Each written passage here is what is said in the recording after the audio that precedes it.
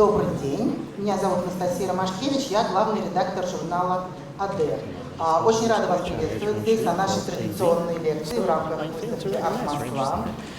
Очень здорово, что почти полный зал, несмотря на страшные дожди, которые сегодня разразились. Вот, ну, чтобы не отрывать времени ценного от, собственно, лекции, ради которой вы здесь собрались, я перехожу к главному. Я хочу вам представить нашего сегодняшнего гостя, британского дизайнера Тима Гослинга. Тим первый раз в Москве. Он прочитает лекцию на тему ДНК дизайна. И тема, наверное, не случайна, потому что Тим, собственно, известен как человек, который делает мебель прежде всего, вот, но при этом он работает не сколько с брендами, а сколько занимается созданием штучных, уникальных вещей, используя ремесленные техники. То есть это очень штучные, очень удивительные вещи, которые, собственно, придают интерьеру шик, лоск и роскошь. Вот. Ну, в общем, об остальном, я думаю, он расскажет вам сам.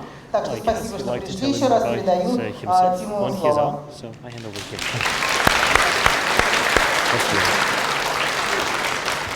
Thank you very much, and welcome, and it's wonderful to be here. I think I must be the only person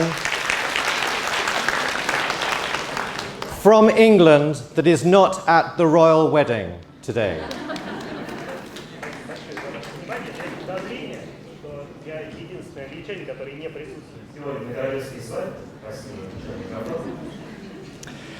So, I have created a lecture and a book called The DNA of Furniture Design.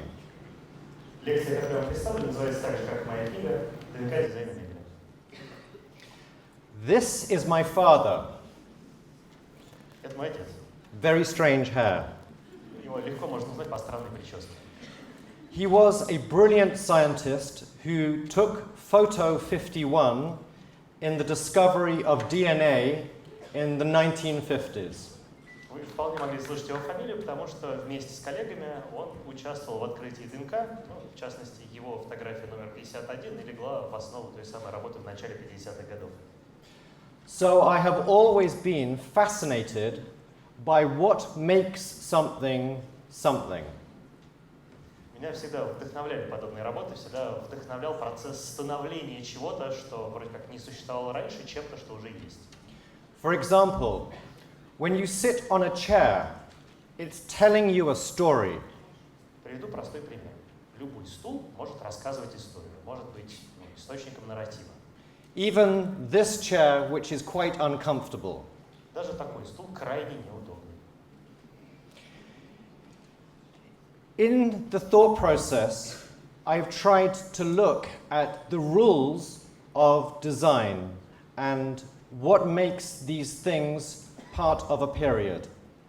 Я постарался проанализировать правила дизайна и сформулировать для себя какие-то характерные особенности того, что мы называем тем или иным, ну, скажем, архитектурным течением или особенностями того или иного периода.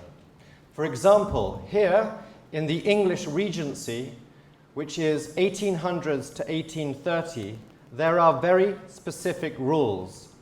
Так вот, например, говоря о периоде регенства, он же период регенции в Великобритании, датировавшийся 1800-1830 годами, можно сформулировать очень конкретные и четкие правила, которым подчинялись решения тех лет.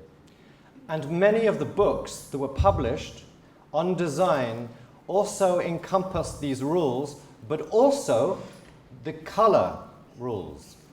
Многие книги, посвященные дизайну, уже ставили перед собой задачу сформулировать эти правила, точно так же, как и старались сформулировать правила выбора цветов того времени. So you have here the first time that the color yellow is able to be used commercially. Собственно, именно в эту эпоху началось первое коммерческое использование желтого цвета. Because it would normally oxidize and go black. Что было связано с тем, что до этого использовались, видимо, другие пигменты, которые очень быстро окислялись, и поэтому желтый цвет быстро превращался в черный. You also have these wonderful greens, which are arsenic green. Тогда же стали впервые использоваться очень красивые оттенки зеленого цвета, замешанного на мышьяке. Which unfortunately is poisonous. Жаль, что мышьяк яд. And so the wallpapers for Napoleon which he loved so much was this color. When he took these to St. Helena, the wallpapers leached in the humidity and the arsenic killed him. Так что одна из версий смерти Наполеона такая. Он очень любил обои такого цвета. И, собственно, когда отправлялся в ссылку на остров Святой Елены, забрал их с собой. Там под воздействием каких-то микроклиматических особенностей началось выщелачивание мышьяка. И в конечном итоге он... So design is dangerous. Понимаете, насколько опасная штука дизайн?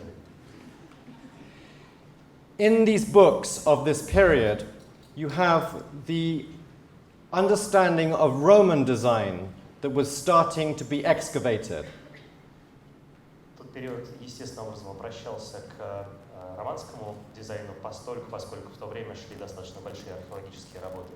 And magical books of Pompeii. Тогда же впервые появились первые работы, посвященные, скажем так, волшебству дизайна Помпеи. Again, it's interesting for us in England that no one from England could go to see this because of the Napoleonic War. По-своему любопытный исторический факт, потому что в то время, как вы понимаете, шли наполеоновские войны, и ни один англичанин, скорее всего, не имел возможности посетить Помпеи самостоятельно. So we just had the books. Хорошо, что были книги. Now, Regency for us is really cultivated by our king, the Prince Regent George IV. Период регенства не просто так называется регенством, это было то время, когда принцем-регентом был будущий король Георг IV. And his palaces were created using this design based on Pompeii and the Orient. И дворцы для него строились на смеси этих изобразительных стилей, с одной стороны навеянных Помпеями, с другой стороны навеянных Востоком. So designers started to use elements from the excavations to create their own ideas of design. Дизайнеры тех лет начали не просто использовать какие-то помпейские образцы, но и переосмыслять их. These are some wonderful monopeded lion tripods designed by Thomas Hope. Здесь вы видите работы архитектора, дизайнера Томаса Хоупа. Главным архитектурным элементом этих, хочется сказать, треног являются одноногие львы. Which these were created in 1807. Работа 1807 года. So, you ask yourself, why am I telling you this? У вас наверняка уже возник вопрос, почему Тим вам об этом рассказывает. It's because design does not come from nowhere. Сразу отвечу, дизайн же не сферический конь в вакууме. It's all based on rules and principles and the understanding of history. Дизайн подчиняется определенным правилам, принципам и должен подчиняться знанию истории. So in creating this room, I used elements of this design. Поэтому, когда я проектировал, в частности, эту залу, я во многом вдохновлялся этими историческими работами, этими правилами. This is for a very important house in Westminster in London. Это работа для одного важного дома в Вестминстере, в Лондоне. Using the monopeded lions on the cabinet on the left-hand side. Ну, вот здесь видите как раз в оформлении шкафа по левую руку тех самых одноногих львов. To work with the antique pieces with the lion head inside the chairs. Ну и точно тот же образ льва я использовал в оформлении кресел. It's also interesting for me to be able to use different periods. So this is a rug design that I created for the rug company based on the 1930s. Мне интересно сочетать элементы разных периодов. Здесь вы видите ковер, который я придумал для The Rug Company. И он, конечно, нас отсылает к 30-м годам и стилю ар-деко. Which fits into the environment of an 1830s house. При всем при этом, мне кажется, что этот ковер очень убедительно и естественно смотрится в обстановке дома, сделанного под 1830-е. It's also interesting to be able to pull this in different directions. Интересно играть с вот этими эклектичными, казалось бы, комбинациями. This is my design for the flagship store on Bond-стрит for Jaeger-LeCoultre, the watch brand. Здесь вы видите мой дизайн флагманского магазина часового бренда Jaeger-LeCoultre, находящегося на Бонд-стрит. Which has much of its history based in the 1930s. Опять же, выбор отдельных элементов здесь не случайен. Бренд имеет долгую историю, возник в 1830-х годах.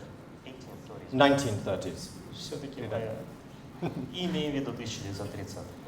But 1930 and 1830 are linked with the design ideas of different rules. При этом 1830-е и 1930-е годы дружат, или мы их объединяем за счет сходства определенных правил дизайна. And here we're pushing the boundaries with different materials of bronze and vellum in the furniture and the silk and the wool in the rug. Здесь я тестирую границы подобных комбинаций, используя одновременно и козью кожу, и бронзу, и шелк, и что-то еще. What was the third element in the list? What two elements of the rug were? Silk and wool. Silk and wool. Шелк и шерсть ковре. Taking you from the house where you saw the monopeded lion, we wanted to create a transition into the environment downstairs, which was very contemporary. Теперь, если мы с вами вернемся к Вестминстерскому дому с одноногим львом, расскажу вам про него следующее. Мы хотели обставить выход из этого дома в более современном стиле. So we have used this work, which is called drill work, which is by hand making thousands of holes in pieces of wood so that light can come through it. Ну и здесь мы воспользовались техникой, которую я обычно называю drill work, то есть мы вручную просверлили буквально тысячи микроотверстий в деревянных панелях, причем просверлили их под разными углами, чтобы они по-разному пропускали свет. The house has a view of Buckingham Palace. Дом расположен неудачно, из него открывается вид на Букингемский дворец. So, we have taken an element of Buckingham Palace and drilled into the wood to make a light box for the elevator, for the lift. И поэтому одну из деталей Букингемского дворца мы и решили воспроизвести в панели, которая была фактически встроена в двери лифта.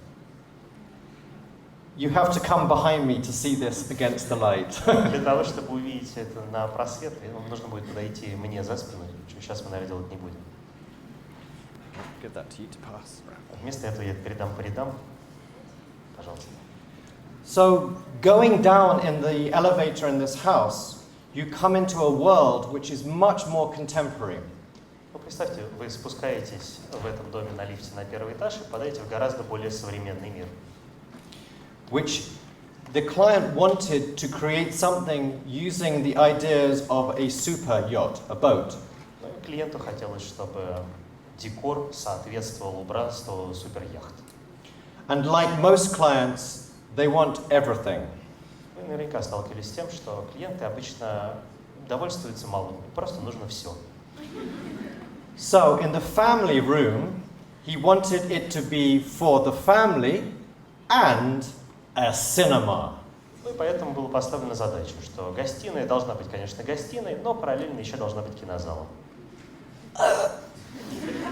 So, I started with the rug design. Начал я с того, что придумал ковер. And created a design based on the thoughts of the posters of transmission from the 1930s. Здесь для меня вдохновлением стали постеры 30-х годов, когда очень активно использовалась идея радиочастот и радиоволн. Which you also have in Russia. Ну, здесь вы видите даже советские образцы того же самого. So I created this with the rug company, and using the transmission signals, they were created in silk against the wool.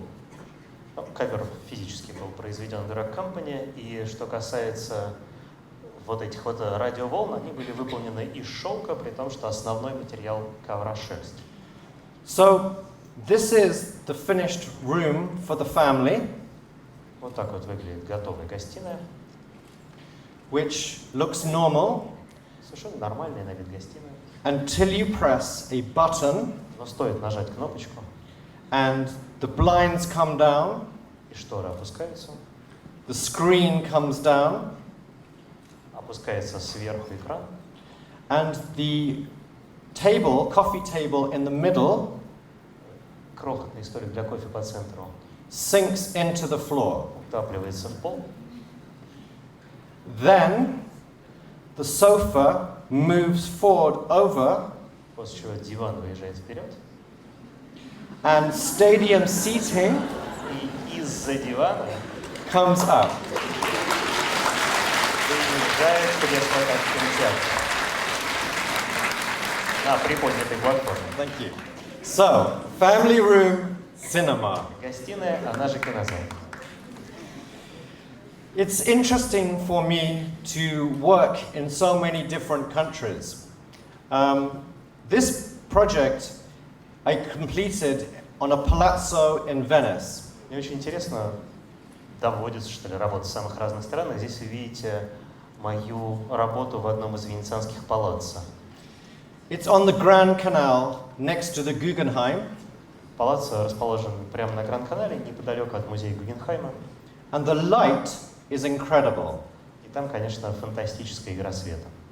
So the design needed to be full of color to work with the light and the building rooftops. Сразу было понятно, что мне нужно использовать очень широкую палитру красок в своем решении, потому что нужно обыгрывать и разницу во внешнем освещении, и богатство цветов черепицы. So I created the window almost like a painting. В итоге мы сделали окно, в чем-то напоминающее картину, And made the sofa designs in the Italian shapes to bring your eye to the window. Дальше выполнили диванчики в итальянском стиле так, чтобы они автоматически смещали фокус нашего внимания к окну. I also decided to use the straw work. И здесь я решил воспользоваться в своей работе. Сейчас у нас с вами будет интересный процесс поиска подходящего русского слова, потому что это какой-то вид, видимо, камыша, который произрастает только во Франции. И из него мы все вот это делаем. Тим в данном случае использует слово «стро», которое переводится как «солома», это явно не она. It's grown in the south of France and pieced together. So Я сейчас передам по рядам, чтобы вы посмотрели и восхитились. Подчеркиваю, растет это растение только на юге Франции. Дальше каждую тростинку разрезают ручками, а потом, так сказать, переупаковывают. it was during the Napoleonic period within the 1820s that prisoners used to make straw pitchers in their prison cell. Началось, кстати, это искусство еще в 1820-х годах, когда вот из, возможно, обычной соломы все-таки заключенные во французских тюрьмах делали какие-то поделки. But these pitchers were very bad. Понятное дело, что с эстетической точки зрения они не заслуживают места музея Гугенхайма. And Jean-Michel Franck came across this technique in the 1930s Но в 30-х годах Жан-Мишель Франк наткнулся на эту технику and created a contemporary expression of this work. и, в общем, вернул ее в наш с вами обиход, придумал ей современное звучание. So here I've used it to frame the whole library. Вот здесь я использовал именно эту технику для отделки всей библиотеки, which has the most wonderful view of the Academia Bridge. прекрасная библиотека, из нее лучший из этой квартиры открывается, из этого палаца, прошу прощения, открывается вид на мост Академии. And it's also interesting with the color because it becomes more contemporary as a pink straw. Причем интересно, что здесь, видите, мы выбрали такой, хочется сказать, в розоватых тонах оттенок для этой соломенной отделки, для того, чтобы подчеркнуть современность дизайна. I then started working with a video and a very famous English artist called Michael Craig Martin. Я тогда начал работать с одним очень известным видеохудожником, ну и вообще дизайнером английским, Мартином Крейг Michael Craig Martin, who created this video installation called The Flagellation of Christ, И ему принадлежит эта видеоинсталляция под названием «Бичевание Христа», which changes color constantly and will only repeat itself every 2,000 years. Причем цветовая палитра этой видеоинсталляции постоянно меняется, и повторяться образы будут с частотой раз в 2000 лет. Looking through into the living spaces, the light was the most important thing to capture. В жилых помещениях для меня самое важное было работа со светом. So we hand wove the silk of the covering of the chairs from Rubelli, which is in silk, cotton and silk flat fabric. Здесь видите, вручную выполнена обшивка всех сидений, использовались материалы Рубелли, и это шелк и хлопок в основном. And then created the furniture in sycamore with bone inlay. Что же касается самой мебели, она выполнена из платана с костяными вставками. The rest of the apartment has been kept very, very light, except for the hummingbird blue cushions. Что касается цветовой палитры всех остальных помещений этого палаца, мы выбрали в основном очень светлые оттенки, за исключением вот таких вот в оттенках колибри подушек. And then leading out onto the terrace, which we've kept very white. Террасу мы решили сделать максимально широкой. Staircase going up to the top altana is in the oak and bronze.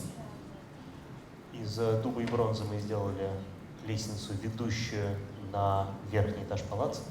With the photography based on Caravaggio. Но фотографии нас мысленно отсылают к работам Караваджо. But it's interesting for me to look at, when it's a photograph, it's very, very aggressive in comparison to just a painting. На самом деле интересное решение, потому что фотография производит гораздо более мощное впечатление, чтобы не сказать, что она агрессивнее, чем просто художественное полотно. And this is the top altana, which has a view over the whole of Venice. Это терраса на крыше палаца, с которой открывается вид на всю Венецию. So, in my work, materials are one of the most important things. Пожалуй, материалы, с которыми я работаю, это самый важный компонент моей работы. Sometimes they're very large projects, sometimes they're very small. Бывают очень крупные проекты, а наоборот, бывают и миниатюрные. This is a miniature library that was created for a set of Shakespeare. Здесь видите миниатюрную библиотеку, которую я сделал для личной коллекции работ Шекспира. Which was based on the idea of a garden pavilion in Kensington Palace. Причем здесь основным вдохновением стал садовый павильон в садах Кенсингтон Пэлас. And my crazy client in New York who collects miniature books. У меня есть безумный клиент из Нью-Йорка, который коллекционирует книжки такого мини-формата. Every year I do a different crazy project with him. Каждый год я реализую для него очередной безумный проект. It's interesting to use the different materials in different ways. So here I have the top of this library is a marquetry frieze. Интересно по-разному использовать разные материалы. Обратите внимание на то, что по самому верху этой библиотеки идет своеобразный такой фриз маркетри, то есть с инкрустацией по дереву. If you imagine standing in this room with no walls, these are the buildings of London that you would see. Если бы вы оказались в этом помещении, а стен бы в нем не было, вы бы увидели своими глазами все те здания, которые украшают фриз.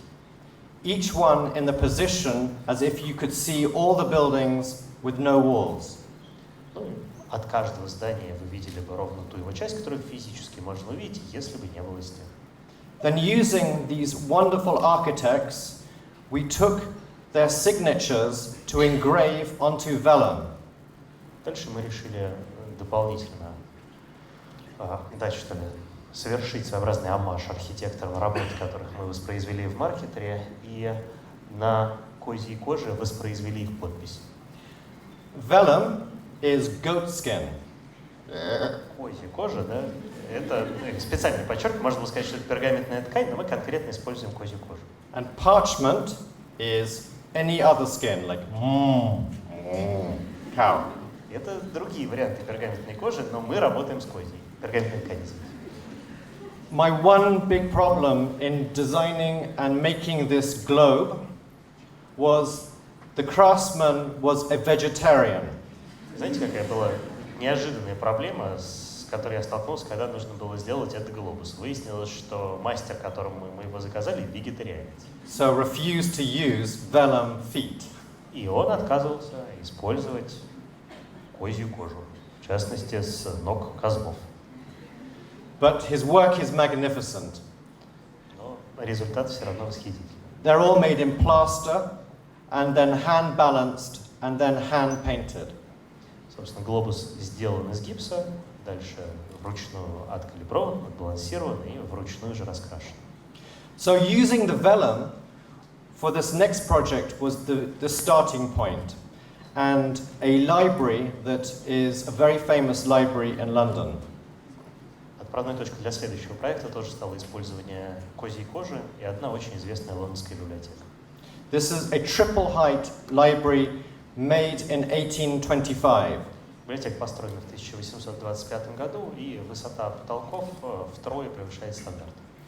And with the client, we wanted to create a contemporary library for him. Клиент заказал современную библиотеку.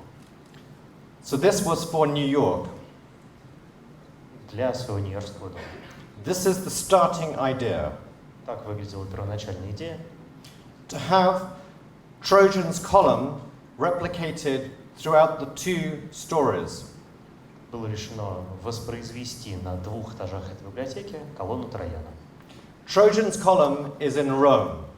Которая, как вы помните, в Риме. The client was from Austria. Клиент родом из Австрии.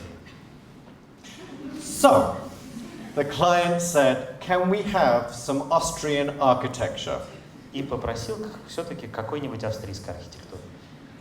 So, eventually, I found this wonderful St. Charles Church in Vienna, which has 2 columns based on the Roman Trojan column. Не сразу мне все же удалось найти церковь святого Карла, видимо, в Австрии, конкретно в Вене, где в свое время было построено 2 реплики колонны Трояна. So, using this inspiration, I sent someone to photograph the column and then work with the ideas of making this into a laser engraving. Дальше я отправил человека сфотографировать обе колонны для того, чтобы дальше эти результаты этой фотографии нанести методом лазерной гравировки на козью кожу. We also had to reconstruct the house in America, in New York, because of the way they make their buildings. Нам пришлось немножко перестроить этот нью-йоркский дом. In England, we use very strong brick, and in America, they use wood and clad the outside of the buildings in brick, just for show. Дело в том, что в то время как в Великобритании нормально умеют строить кирпичные здания, в Америке здания сначала строят из тоненького слоя дерева, а потом снаружи для отвода глаз зачем-то кладут слой кирпича. So, we had to create a whole steel frame around the library in order to take the weight of the water-cut brass and bronze. Ну а в такой потемкинской деревне серьезную библиотеку построить нельзя, поэтому нам пришлось там еще организовать стальной каркас непосредственно для библиотеки, который смог бы принять на себя вес бронзовых элементов и латунных, которые мы методом гидрорезки формовали. And another wonderful design from the rug company on the floor. Здесь видите еще один прекрасный ковер Rug Company. And working out how to balance the vellum. Использовали 137 панелей из козьей кожи с лазерной гравировкой. When it's laser engraved, it's then worked with archival inks. Причем сначала мы обрабатывали лазером каждую из этих панелей, а потом сверху наносили еще слой чернил. And then each one has to be balanced against the other, color-wise. И после этого мы еще занимались калибровкой по цвету, так чтобы они все подходили друг к другу. It's also interesting to look at the proportions of the design, and this is the freshness sequence of shapes and their ratios. Вот, если вам интересна пропорциональная статистика, то здесь мы с вами видим данные по the ratios for the freshness scale. Здесь мы видим So, freshness. when you look at each one of the shapes, which one you choose aesthetically that you like becomes the 5 to 8 proportion or ratio. Ну, то есть мы исследуем универсальному золотому правилу. Глазу больше нравятся те образы, которые соответствуют пропорции 5 к 8. And it was this work that started the project with Hermes Кстати, с этого вот проекта началась моя работа с Hermes, to create a card room. для которых я в свое время проектировал зал для игры в карты. So using the history of the French panel, we then looked at the proportions in terms of that sequence of ratio to create the panel sizes. Точно так же, если ориентируюсь на, можно сказать, исторические наши знания в области того, каким пропорциям радуется человеческий глаз, мы подобрали определенную последовательность панелей. And this has, for playing cards, game cards, light that comes down from the ceiling to give you the specific light shape. Заодно мы предусмотрели то, как будет падать свет от каждого светильника на игральные столы. Everything has to be perfect. Стремясь к идеалу во всем. And Hermes wrapped in leather each one of these panels in Paris. Ну, дальше в Париже, в Эрмесе, каждую из этих панелей дополнительно обили кожей. Now, you're limited to the size of the cow. Согласитесь, здесь естественным ограничением для нас является размер коровы.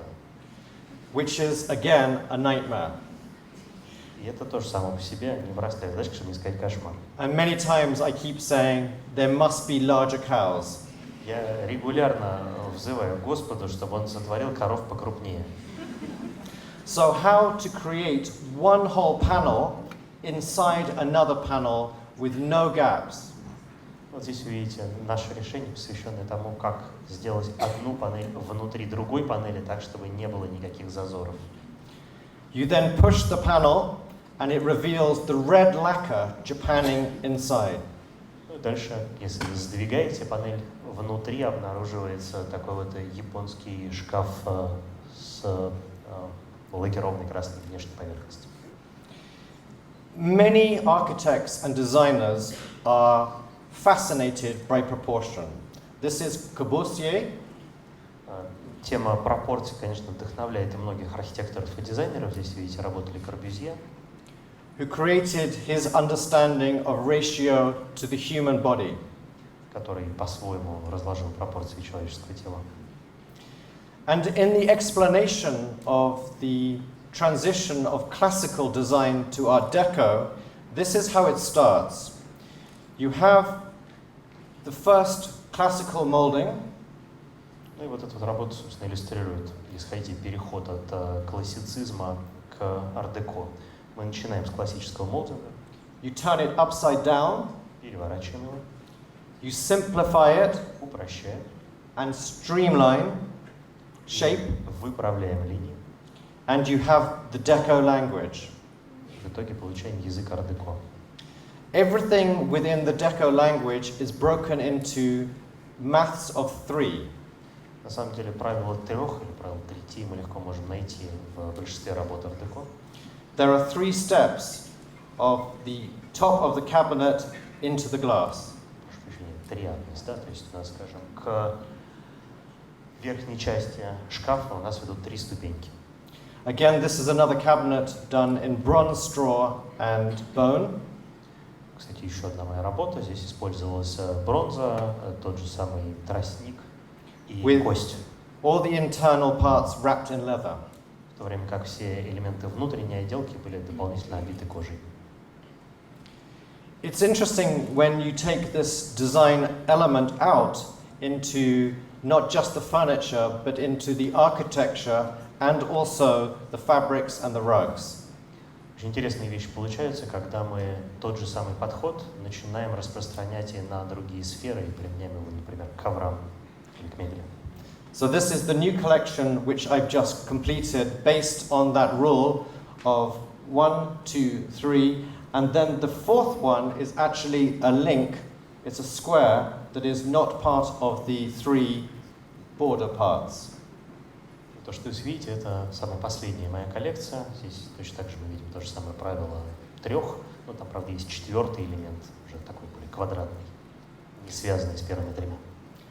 And lastly, it gives me the opportunity to use very contemporary materials. Для меня подобная работа — это еще и прекрасная возможность работать с современными материалами тоже. I've just finished creating a range of carbon fiber pieces for super yachts. Совсем недавно я закончил достаточно большой проект, в котором я для суперяхт использовал различные углеродные волокна.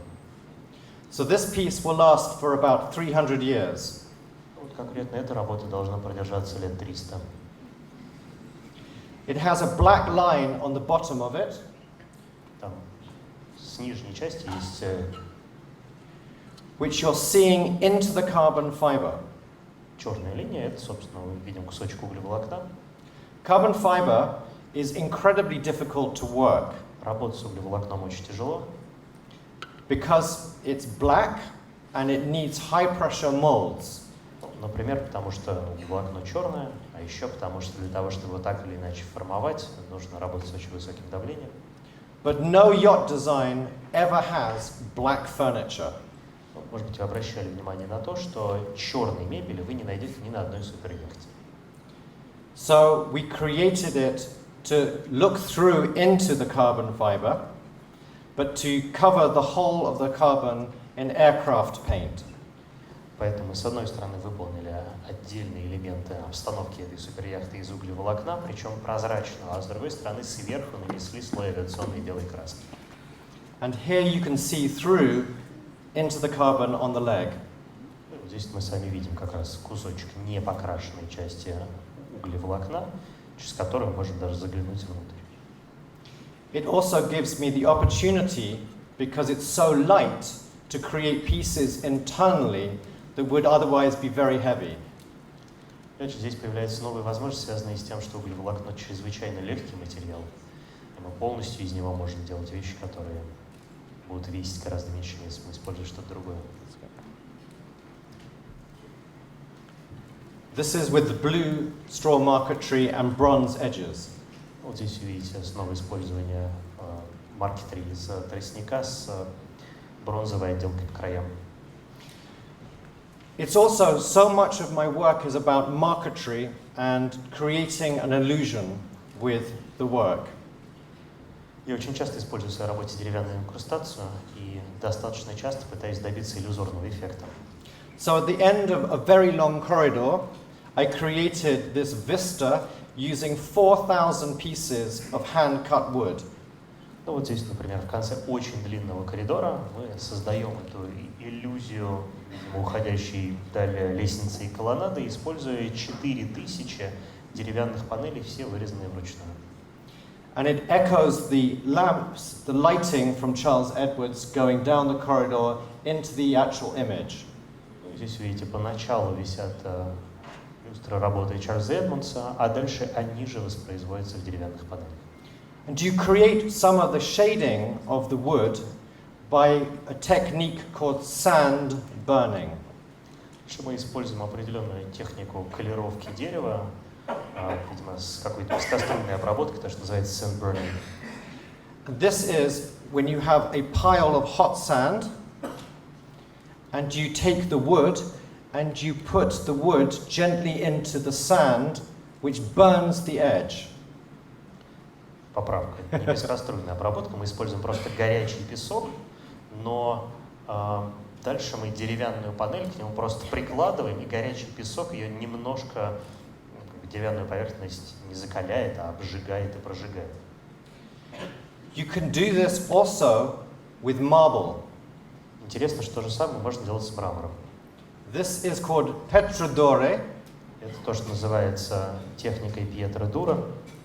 And this is again thousands of pieces of hand-cut marble that have been burnt to create an illusion. Здесь мы с вами снова видим результат ручной обработки тысячи небольших элементов, небольших кусков мрамора, которые вместе создают вот такую красивую иллюзию. So this is at the other end of the corridor. Которая ждет вас по другую сторону коридора. And I've created a console table that slices into the piattadore. Ну, вот здесь еще в моей работе вы видите консольный столик, который фактически входит в Пьетро Дура. So finally, I just want to say that design for me is about having the ideas and understanding where they come from, but also having the understanding of materials and craftsmanship. В заключение хочу сказать, что для меня работа дизайнера не раздельно связана с пониманием истории материала, сознанием особенностей того или иного ремесла и, конечно, дизайна тоже. In order to be able to make something contemporary, you need to understand technically how to push the materials. Для того, чтобы придумать интересную современную работу, нужно понимать, каковы границы использования тех или иных материалов, уметь с ними играть. And in my experience, museums and places that you can see give you all of this work. К счастью, есть музеи, в которых можно увидеть прекрасные образцы такой игры. Even in your cathedral in the Kremlin yesterday, there were the most amazing panels of pressed brass which have been gilded layer upon layer. Ну, в частности, видимо, Pressed. в Кремлевском соборе, brass. да, я вчера видел фантастические как раз образцы и латунные, и бронзовые работы, которые потом сверху были еще позолочены. And I know that you can create many wonderful things with this technique if you could find the craftsman still to be able to make this work. Прекрасная техника, осталось просто найти специалиста, который продолжает в ней работать. So I'm going to leave it there, and if anyone would like to ask questions, please feel free. Я бы на этом поставил логическую точку с запятой в своем выступлении и дал вам возможность задать вопросы. Thank you.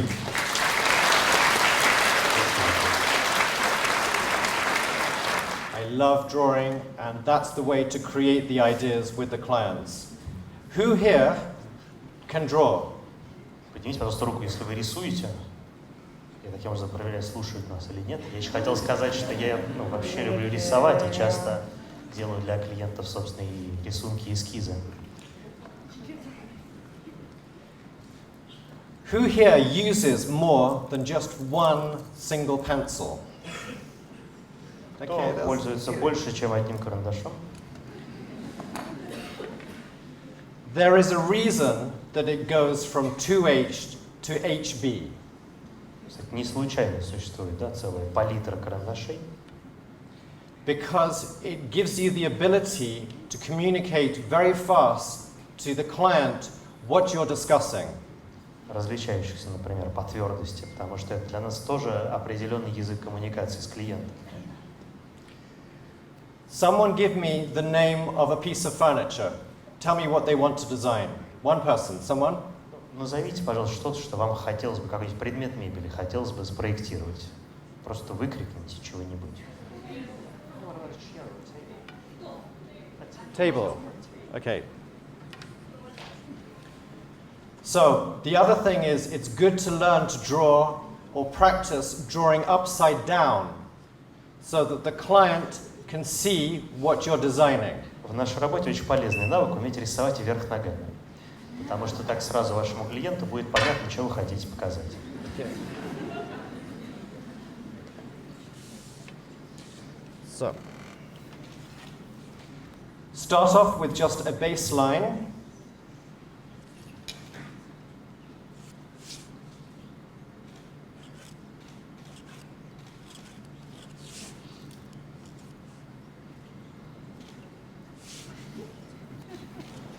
So within 5 seconds, you have the starting point of an idea. Буквально за 5 секунд мы провели необходимую подготовительную работу для дальнейшего обсуждения идеи стола с клиентом. You can then start saying, do you want it to be more contemporary or traditional? Do you have an idea of maybe some very important drawers to put into the piece of furniture? Ну, здесь уже можно начинать обсуждение. В каком стиле клиент хочет, чтобы был выполнен стол, будет это какое-то традиционное решение или скорее более современное. Должны ли быть там какие-то вставки, должны ли быть ящики и так далее.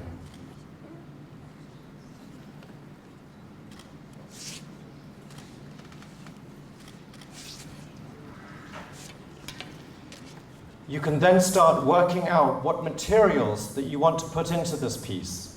Дальше можно выбрать материалы, How it's going to fit together with the interior. оценить, будет ли такая компоновка материалов соответствовать остальному интерьеру.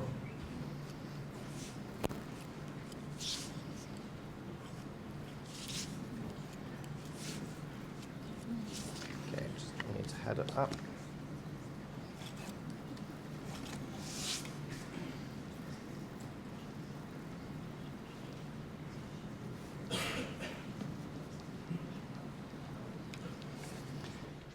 And when you're writing the titles on the work, do not be afraid to space out your lettering. Кстати, когда вы подписываете работы, не бойтесь выдерживать, что ли, больший интервал между буквами. You can then start building up the entire room very quickly with the explanation with the client. Кстати, начав с этого, можно дальше очень быстро договориться с клиентом и об обстановке всей остальной комнаты. And this is important because when we both leave the meeting, he will know exactly, I'm going to make this desk, I'm going to start work on this piece of furniture or this interior. Но это важно, потому что по окончании встречи клиент уже будет все понимать. Он будет понимать, что вот Тим возьмется за создание именно такого стола. He visually has an idea in his head, and so do I. The nightmare is going away and producing a design and showing it to the client for the first time, and the client thinks they have no idea what I want. Ну и у него, и у меня должен в голове остаться один и тот же образ того стола, который я собираюсь сделать. И, конечно, самое страшное в нашей с вами работе, это когда встреча проходит, а понимания у клиента того, чем я буду заниматься, не остается. So this gives you the opportunity to visually anchor the thought process and design. Таким образом, у нас появляется возможность заякорить представление клиента о том, что конкретно он получит на исходе этого процесса дизайна. So, does anyone have any other questions? Есть ли у вас вопросы, коллеги? Ambition in terms of projects, sometimes it's about the complexity of the craftsman and the country. So doing the building in New York was 47,000 square foot. It was enormous. And that took 4 years of work and using different craftsmen from all over the world to make these pieces, unique pieces for where they stand in the space. Хороший вопрос, как считать амбициозность, да? Можно говорить об амбициозности как о технической сложности проекта или о его масштабе, но, скажем, этот нью-йоркский проект занял 4 года, площадь всего дома составляла 47 тысяч квадратных футов, и пришлось работать с огромным количеством мастеров-ремесленников по всему миру. But again, it's easier for me to draw with that client so that we always establish a design idea.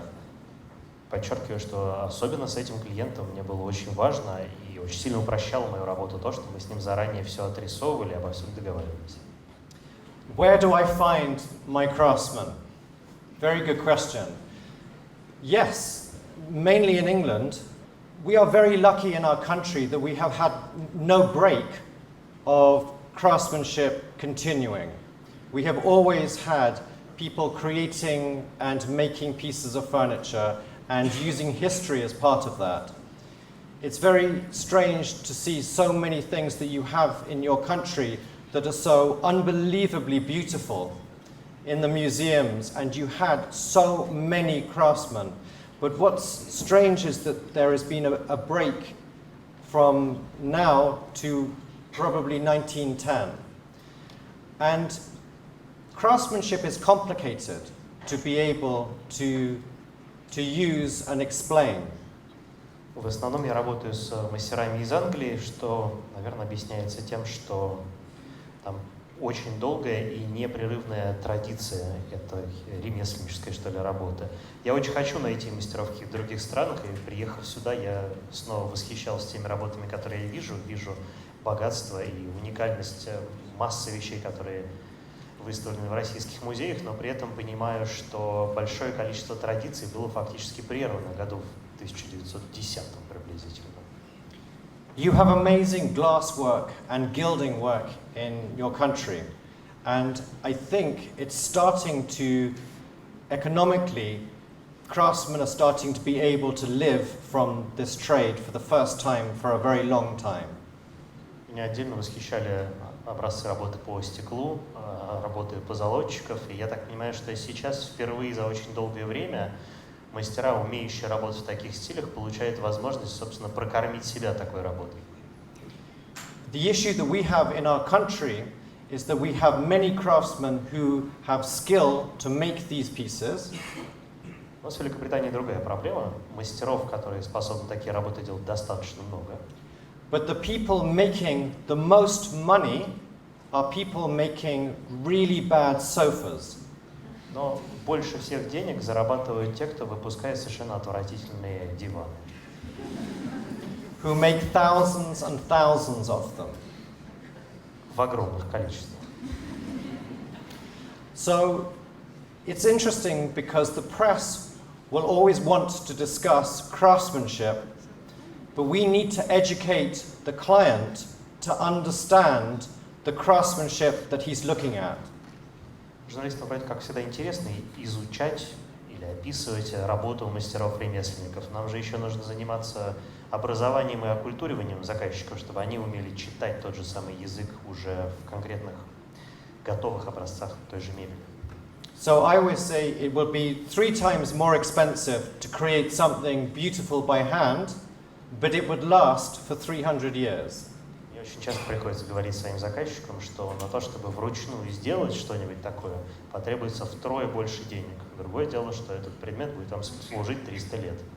And when I'm asked about the environment and my environmental policy about woods, I always say, if I make something that lasts 300 years, this is saving the environment in itself.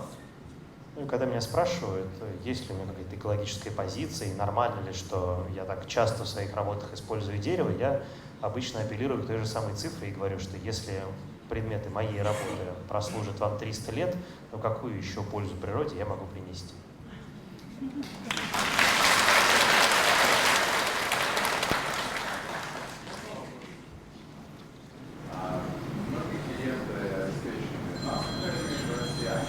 The question was, my budgets look like they're unlimited, and do I ever work within a budget with a client and to make something that is not so complicated and could be made quicker?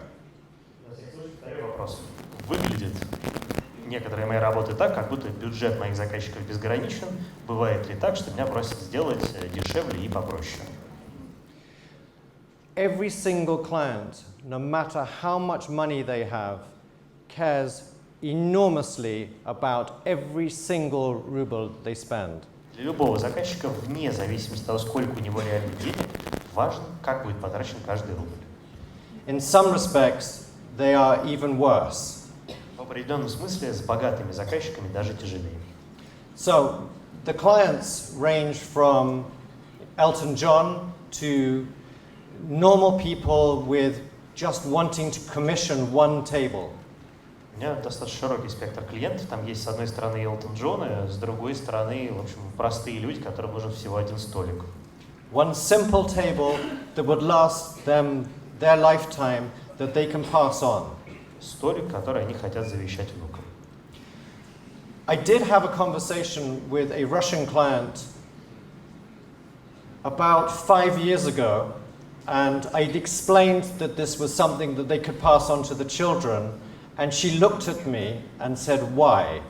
У меня была замечательная дискуссия с одной российской заказчицей лет 5 назад, когда я ей сказал, ну ведь вы же сможете завещать эту работу внукам, она меня спросила, зачем.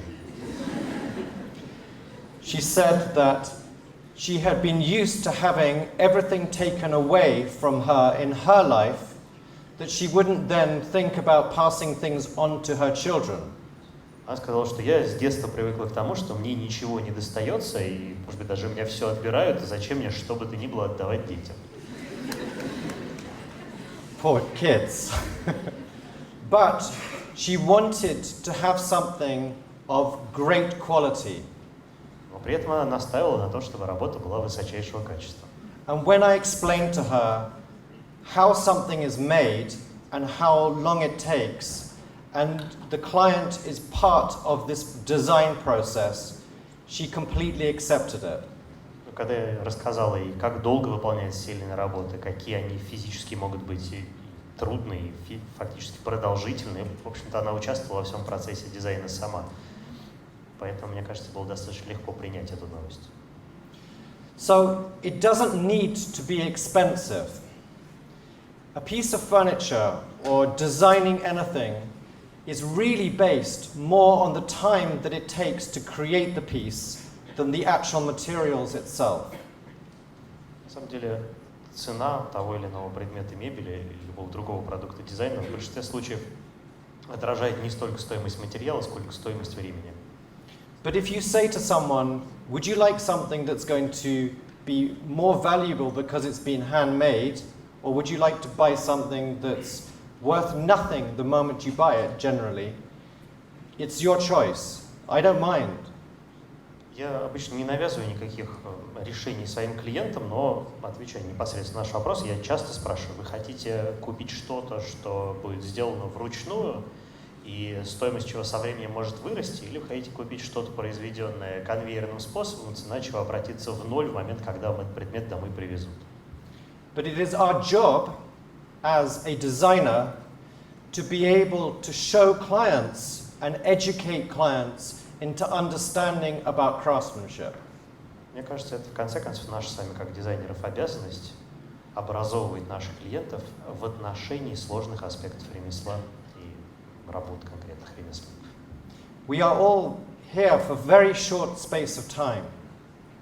So the importance is to leave pieces and to leave work which has an importance to it.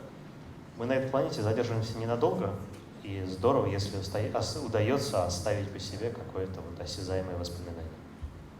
So I spend a lot of time looking for craftsmen and talking to clients to show them museums and work that I find from other designers interesting. Я много времени посвящаю поиску новых мастеров, и точно так же много времени посвящаю работе с клиентами. То есть я их, может быть, даже вожу в музей, я им рассказываю про работы других дизайнеров, которые мне нравятся. Just to keep these skills alive. Потому что мне кажется, что сохранение вот этой вот ремесленнической мастерской традиции чрезвычайно важно. Being around the world, coming to Moscow, being in Shanghai 3 weeks ago, being in New York the other day, the more I see of the world and the more I meet other designers that show me different details, that's when I become more inspired with design. Путешествия, конечно, помогают. 3 недели назад был в Шанхае, буквально вчера был в Нью-Йорке, сегодня в Москве. И, конечно, я общаюсь с другими дизайнерами, изучаю детально их работы. Это тоже сильно помогает. I was so expecting, when I came to Moscow for the first time, that having been to St. Petersburg 2 or 3 times, everyone said it was St. Petersburg was beautiful. В Санкт-Петербурге я был 2 или 3 раза, и мне говорили, что Санкт-Петербург очень красивый город. But when you come to Moscow, don't expect anything really amazing. Ну, при этом в Санкт-Петербурге мне говорили, ну вы ничего особенного от Москвы не ждите. So, yesterday, my head blew up. Поэтому я оказался совершенно не готов, когда вчера прилетел в Москву. У меня реально взорвался мозг. It's as beautiful, if not more beautiful, than St. Petersburg. Город оказался реально, как минимум, настолько же красивым, насколько красив Санкт-Петербург. because of the history and depth of layers that you have in the buildings. Что, на мой взгляд, объясняется богатством истории и многослойностью, что ли, той истории, которая представлена хотя бы в архитектуре Москвы. So to answer your question, Moscow is inspirational. Так что вот Москва тоже вдохновляет.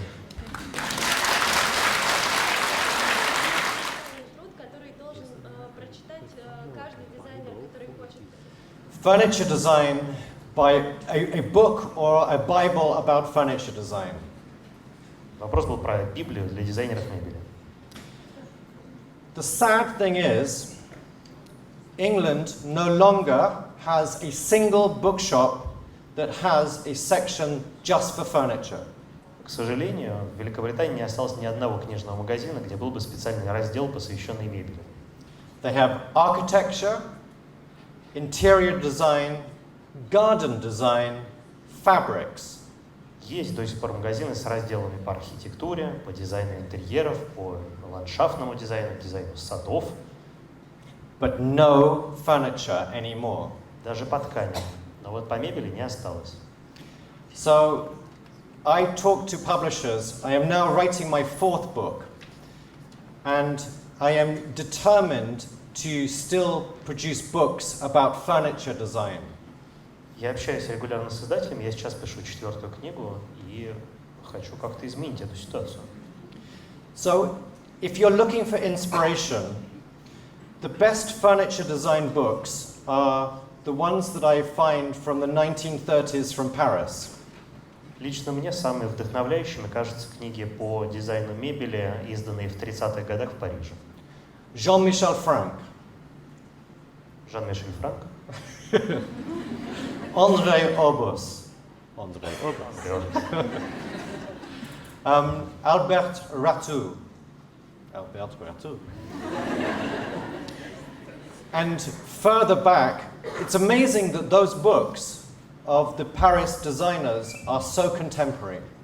Поразительно, что хотя книги изданы в 30-х годах, они современности не потеряли. And your Russian furniture, your Jacob furniture, is incredible. Jacob. I haven't probably pronounced it right. Jacob. Жакоб, да? Yeah. Собственно, работы российских мебельщиков тоже, конечно, вдохновляют. Жакоб. Okay, so Jacob, a Jacob leg looks like this. Сразу давайте, чтобы мы с вами на одном языке говорили, я ногу в его стиле нарисую.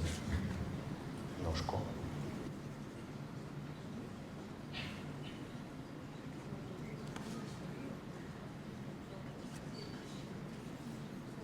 It's Russian furniture, but it is taken from France as the starting idea. Я понимаю, что исходное вдохновение там было французским. And it's done in mahogany and ebony. Да, но здесь используется это обычно красное дерево. With a brass roundel.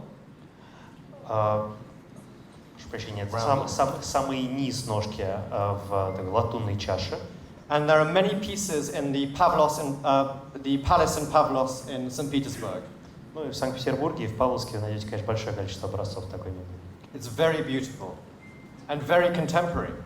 Очень красивый и очень современный, на мой взгляд. So there are some English books on your Russian furniture. Собственно, российским мебельщикам и их работам посвящено какое-то количество хороших английских книг. So, the craftsmen. To get specific craftsmen to create these pieces, some survive by doing smaller pieces, and some survive in different, by doing different skills.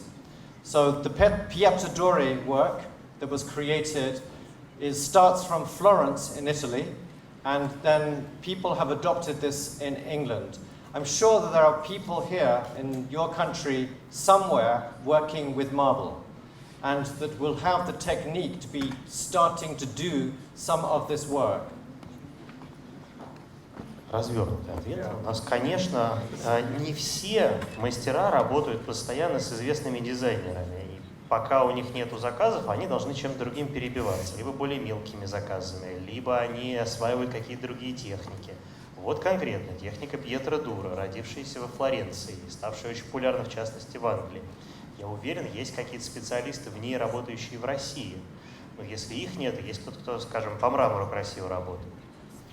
He's so good, I forget I'm not speaking Russian.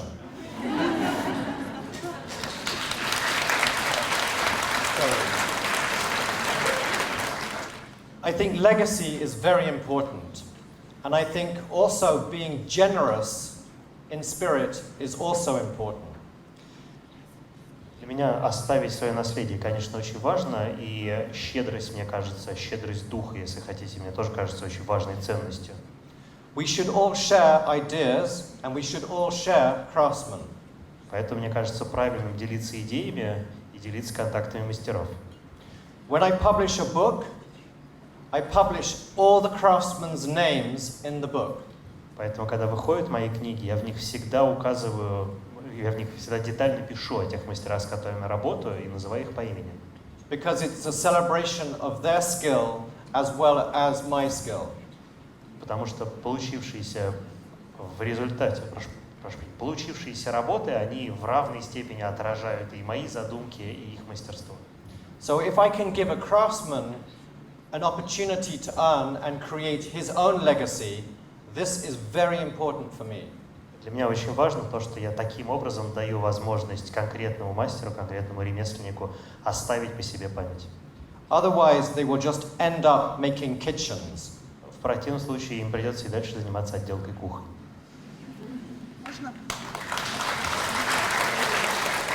In terms of mentoring people, I do a lot of drawing classes in London.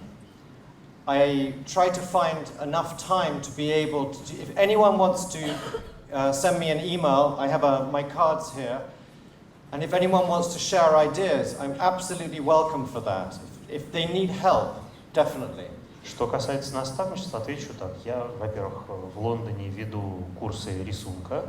Во-вторых, я всегда рад обмениваться идеями. Подходите, поменяемся визитками. Буду рад с вами пообщаться. Может быть, что-то интересное придумаем вместе.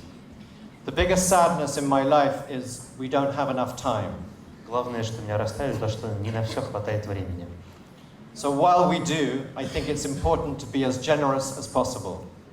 Так что, поскольку времени мало, мне кажется, нужно быть максимально щедрым.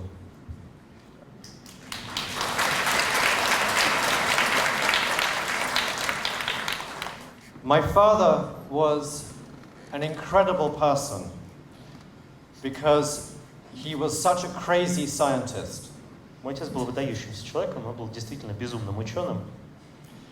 So all our animals at home, our pets, were the leftovers of experiments that he did.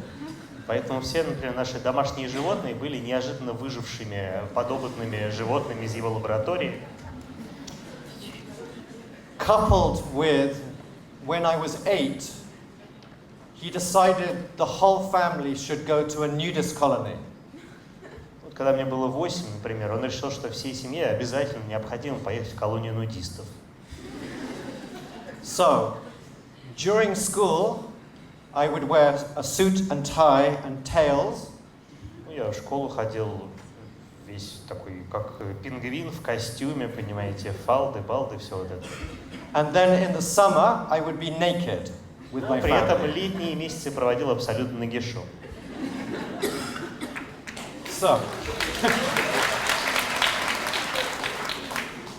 So he taught me, when we were very young, to ask questions and to try and see as many things as possible.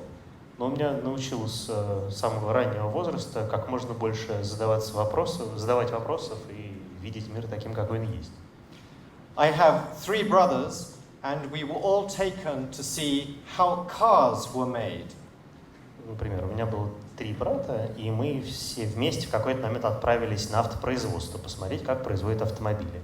And how the post office sent letters underground in London. Ну, точно так же нас отец водил на экскурсию в центральный почтамт Лондона для того, чтобы посмотреть на то, как устроена подземная система доставки почты. Before any public people could go and see these things. Ну, тогда такой возможности у рядовых граждан не было. He also was very discreet about his work. Он при этом никогда не похвалился своей работой. And did not tell my mother until 4 years after they were married, he discovered DNA. Собственно, моя мать узнала о том, что он открыл ДНК через 4 года после того, как вышла за него замуж.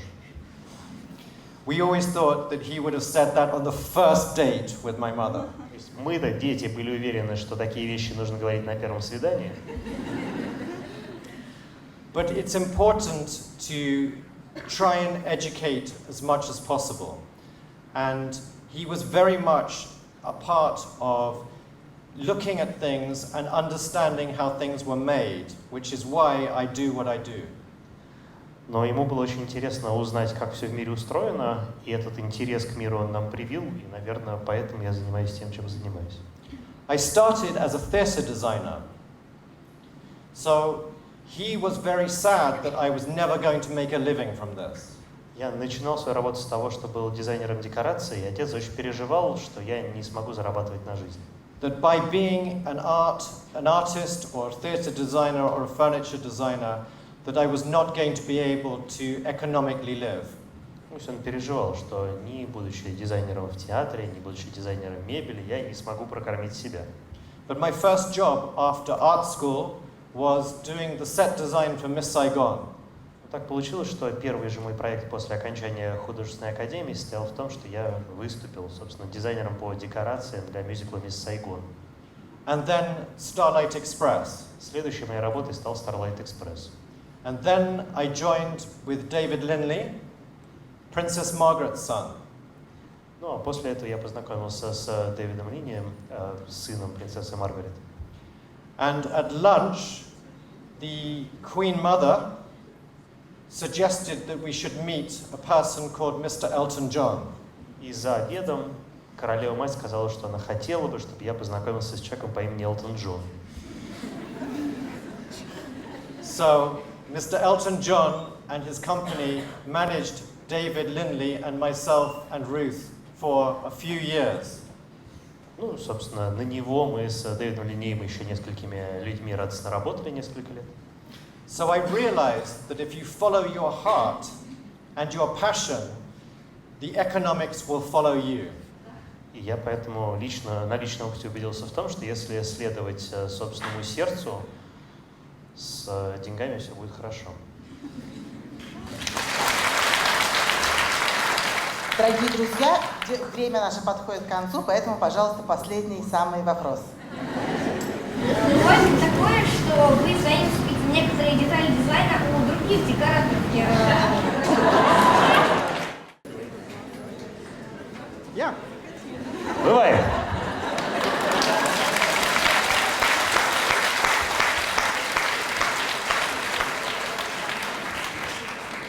Does he want to be a designer? Вопрос Алаверды. А вы хотите быть дизайнером?